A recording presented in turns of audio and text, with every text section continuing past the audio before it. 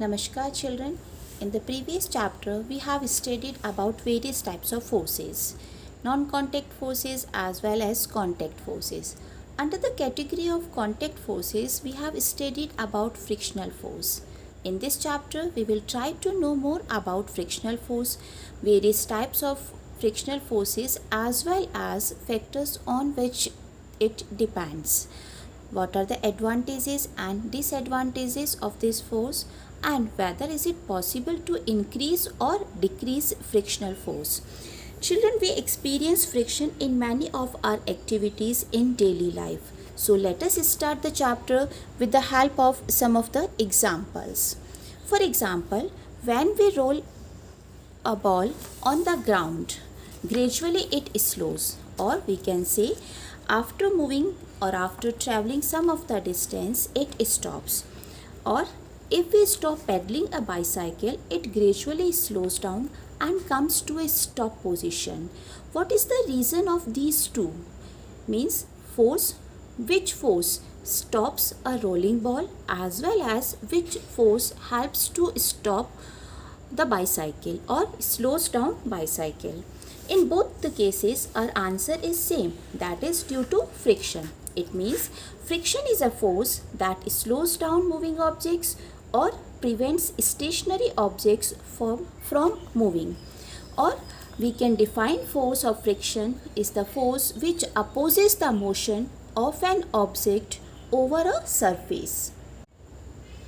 As we can see in the diagram, that when a force is applied on this box to shift this box in this direction, at the same time frictional force works in the opposite direction of the motion of object. It means this force always opposes the motion of any object, and in this case ball stops after some time.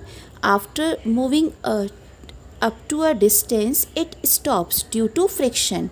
Similarly, when we apply brakes, a bicycle's speed decreases. So all these are due to friction. There are basically two factors on which frictional force depends. First is nature of the surface in contact. If we increase the roughness of the surface, then there must be a particular ridges and grooves of both the surfaces. They just come in the contact and there would be more grip in between two surfaces. So if we increase roughness of surface, we can increase frictional force. Or if we decrease roughness of surface, or if we make surfaces smooth, then in that case frictional force would be decreases. Similarly, second factor on which frictional force depends is the mass of an object. By increasing the mass of object, we can increase friction. By decreasing the mass of an object, we can decrease friction. Third factor on which frictional force depends, that is area of contact. For example, if there are two surfaces, flat surfaces, when they try to move one another, or when they just try to slide one another, then in that condition, because the area of contact is more of the both surfaces, so there would be more friction. But if we change the shape of one object, means if we roll down one object in the cylindrical shape, then in that condition contact area decreases, so friction will also decreases. So these three factors on which frictional force depends: first, nature of surfaces in contact, more roughness, more friction. Second one, area of contact, more area of contact, more frictional force, less area of contact, less frictional force. And the third factor is mass of the object. By increasing the mass of an object, we can increase frictional force. As you can see in the diagram, that this object has more mass, so friction is more in this case, and this object has less mass or less weight, so friction is less in this case in comparison to first case. Children, as we have seen that friction is a contact force and it acts when one surface moves or tries to move over another surface. If we observe surfaces which are in contact and tries to slide over each other, we will notice that these surfaces are actually rough and has very small irregularities in the form of grooves and ridges. When one surface slides or moves over another, these grooves and ridges get caught up with each other and slows down the motion. This causes friction. This means that a smoother surface is, the lesser will be the friction on it, and if the surface is more rough, then there would be more friction. There are basically three types of friction. First is static friction, second sliding friction, and third one is rolling friction. Now let us try to understand this friction. Static friction is the force which does not allow two bodies to slide upon one another. It's called as static friction.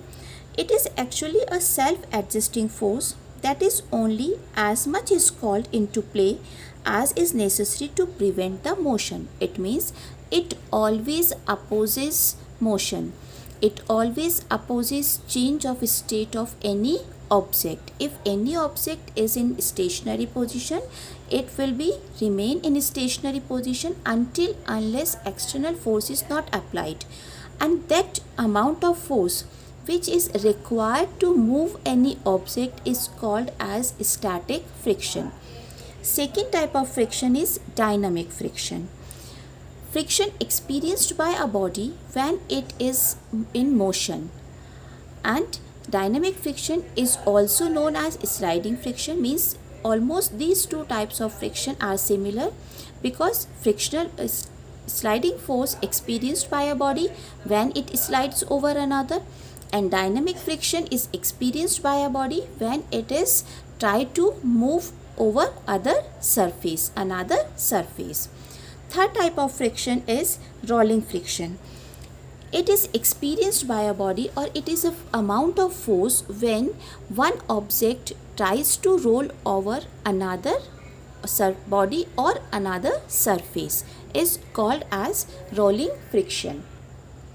Now the maximum amount of static friction which is required to move any object over another surface or over another body is called as limiting friction.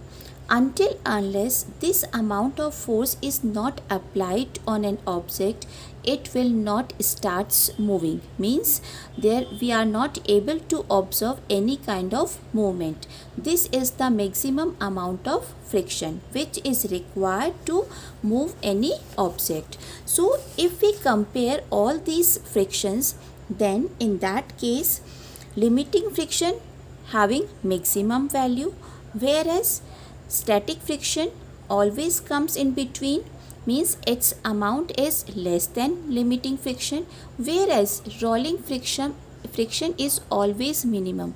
The reason is only that one. In case of rolling friction, the contact surface area is less. Second thing, as any object turns in a cylindrical shape, so its mass also distributed, contact surface area less. All these factors which always inversely proportional to friction. This is the reason that rolling friction has minimum value, or it is the minimum amount of force. This example explains more clearly about these types of friction. As you can see that in this one, the amount of force which is required to shift this box is called as static friction, and the maximum amount of force required to change the position of this object is called as limiting friction. Whereas when we try to slide this object over this surface, in that condition friction which works is called as sliding friction. And if we try to roll down this object over this surface, then rolling friction comes into play. Some of the examples of rolling friction is that roller skates have tiny wheels. These wheels have very small rolling friction and help in fast motion of the skater. Similarly, the wheels of train are made of steel. So are the railway tracks. Thus, the deformation produced in them is very small. And this is the reason they have a very small rolling friction. Similarly, luggages, for example, suitcase is provided with tiny wheels. These wheels offer very small amount of rolling friction, and rolling friction is having minimum value.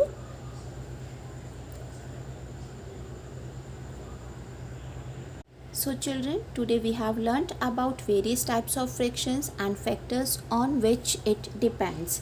In our next class, we will try to know about that why is friction called a necessary evil, and what do you mean by fluid friction, and what is streamlined bodies. Okay.